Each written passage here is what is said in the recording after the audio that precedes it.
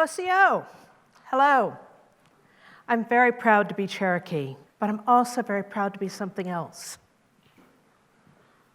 Hello, my name is Becky, and I'm a journalist.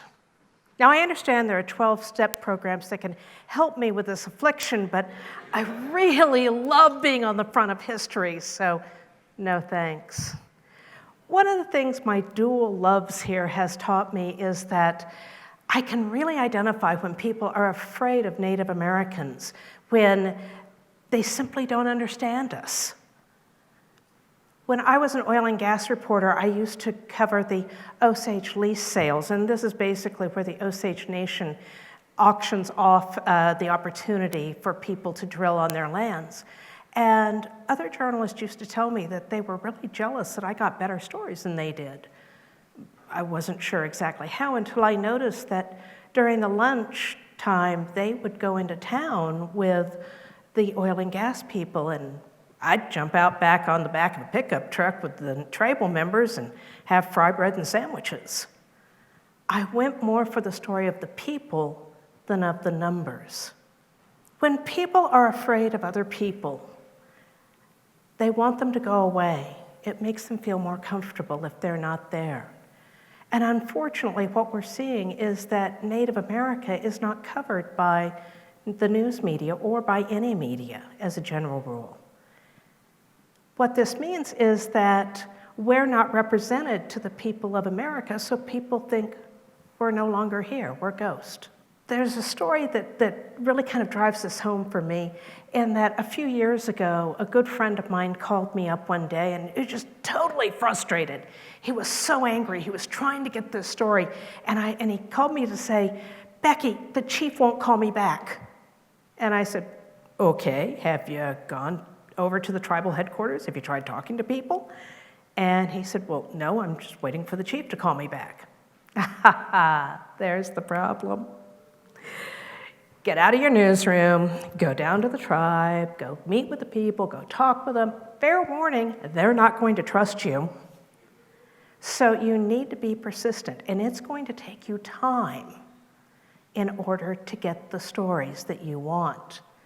Well, he grumbled, but eventually he took my advice and went down, and he started slowly, but after several months he was able to start getting stories, because he took the time to listen and to hear what the people had to say and to make himself known as somebody who wasn't just in and out, but somebody who was genuinely caring about them.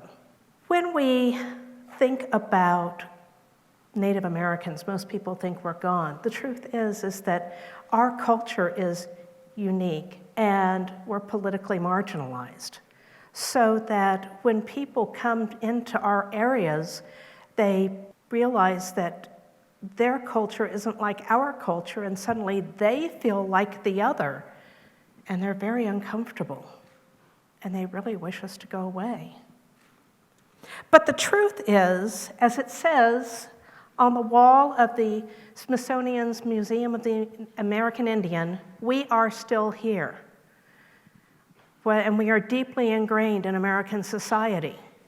We are business leaders, we are teachers, we are engineers, we're artists, we're musicians, we're astronauts, we're many things, yes, including journalists. We are not just individuals, we are 573 sovereign nations, 573 federally recognized tribes within the United States. And please don't think we're all alike, please. We are as different from one another as people in the Pacific Northwest and the people in the Deep South, as people who live in Maine and people who live in Nebraska. We have our own governments, our own cultures, our own languages, and our own faith systems. So why is it so hard for the media to cover us adequately? Well, I think fear has a lot to do with it. Fear and a misunderstanding. And the misunderstanding is that in Native America, yes, we're sovereign nations, and we have constitutions, many of them based on the US Constitution, but not all of them have the First Amendment, the journalist's lifeblood. And many of those that have a First Amendment don't have a free press. And those who have a free press, maybe the tribal leadership is not wanting to pay particular attention to that right now. So there may not be any real press freedom in Native America. As Rebecca Lansbury, the executive director of the Native American Journalist Association, says, free press in Native America is more the exception than the rule. This often leads to some very flawed stories because people don't understand us, and so we see flawed stories. Just in the last year, some of the stories that we've seen have been things like National Public Radio and the LA Times both writing incredibly poorly written stories about the Indian Child Welfare Act calling for its dismissal, not understanding what it really means to us and how important it still is to us. And then many of us are just kind of go, oh, when we think about the Huffington Post deeply flawed reporting of the Elizabeth Warren's announcement of her DNA results. It was such a racially biased story. They didn't understand what tribal membership means. So what's a journalist to do? Well, what I think most journalists should start is with our code of ethics. Society of Professional Journalists has a code of ethics that's considered the mother code. And this is the very first thing that it says. Seek truth and report it.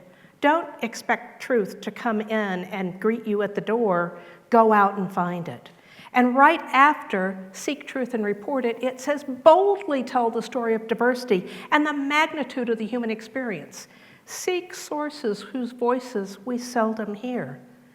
We used to say, give voice to the voiceless. It's the same thing. And immediately after this, it says, avoid stereotyping. Journalists should examine the ways their values and experiences may shape their reporting. In other words, check your bias at the door. Native Americans are people, and this is something that I think many journalists forget. We are people who are U.S. citizens as well as citizens of our states and of our tribes. We are not mascots. We are not mystical. We're not stereotypes, nor are we history. We're still here. Oh, by the way, we're also paying taxes to the feds, to the states, and to our tribes. So how on earth do you cover us and cover us well? Well, one of the things that I would recommend is that you get to know us. Find out who we are. Another thing I would say is that when there's a big breaking story, don't just parachute in and think, oh, the natives will wait on us or maybe fawn over us. Oh, there could be nothing further from the truth. You see, our people have been lied to and mistreated for generations, and we need you to earn trust, because just coming in doesn't mean we're going to trust you. Before you get to that point, though, hopefully you've done the smart thing. You live in Native America, so go out and find the people in your backyard. Go listen to what they have to say. Go to the basketball games. Go to the city councils. Go to tribal councils. Go to the restaurants and cafes. Hear what people are saying. Earn their trust. You see, as the Shoshone-Bannock respected journalist Mark Trahant is fond of saying, we are but one generation away from annihilation. Those of us who are Native really understand that. And we know that any stranger coming into our midst can truly hasten that demise. So do your homework.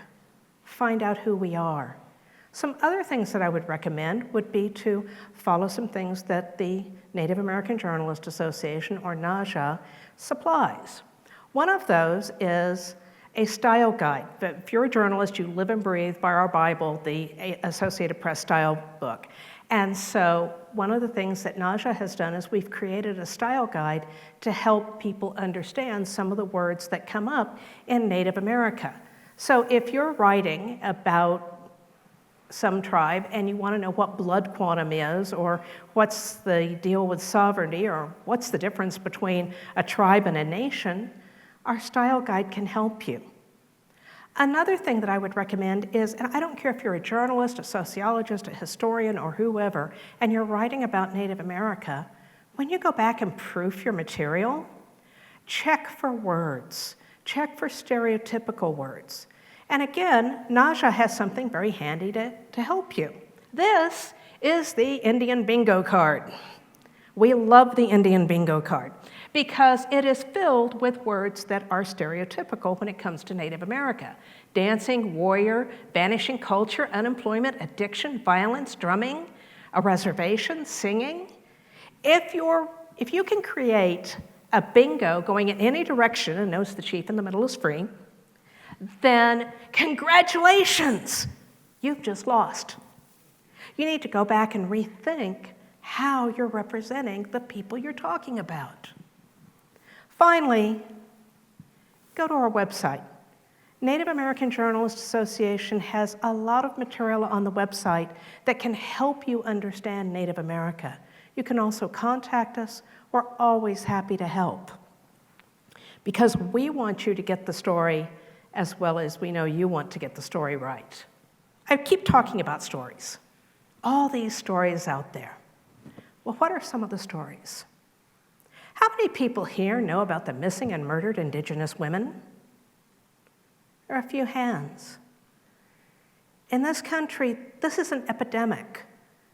Right now, as of today, we have reports of missing and murdered Indigenous women in 71 cities in the United States and literally hundreds of rural counties. Quite frankly, if the women were of another race, probably there'd be more said about it. But there's not much said because people think we're not here. Another thing that is a major story for us, there are cuts to federal programming.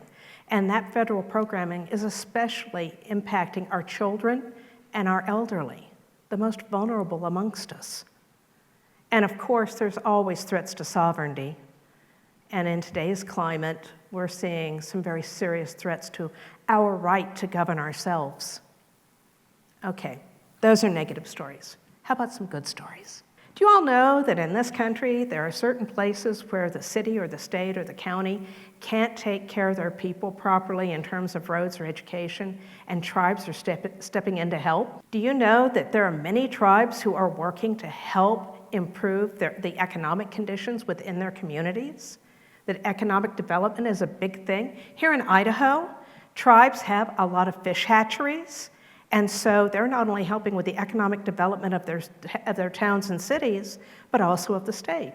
Because after all, once they release those fish into our waters, all those sports people come from all over to fish for them, right? Another very sweet deal is there's a tribe, the Chickasaw Nation, and they have become chocolatiers. Who would have thought that a European-sounding chocolate, like Bedray chocolate, is actually made in the middle of the country by Native Americans? And by the way, it's pretty good chocolate, too. In the 14 counties of northeastern Oklahoma, the Cherokee Nation Industries represents annual revenues of more than $2 billion, that's B as in boy, $billion a year, and it means almost 118,000 jobs to people, not all natives. Native Americans are involved in medicine, engineering, aerospace, and aeronautics. We are deeply involved in hotel, motel, hospitality, restaurants, and the burgeoning indigenous food movement. We are deeply involved in contracts with the federal government. Many tribes currently have contracts with the FAA, the EPA, Homeland Security, and the US military. Oh, by the way, we're massive sports fans. You wouldn't guess it by me because I'm only 5 feet tall, but Native Americans love basketball. And if you really want to see us compete, oh, it can get ugly sometimes because we're real competitive. Native Americans are, of course, involved in natural resources: water, oil and gas, sand and gravel, timber. We are deeply invested as well in the arts, music, and entertainment. Just as many stories as there are in the rest of the world, you're going to find in Native America. So get out there.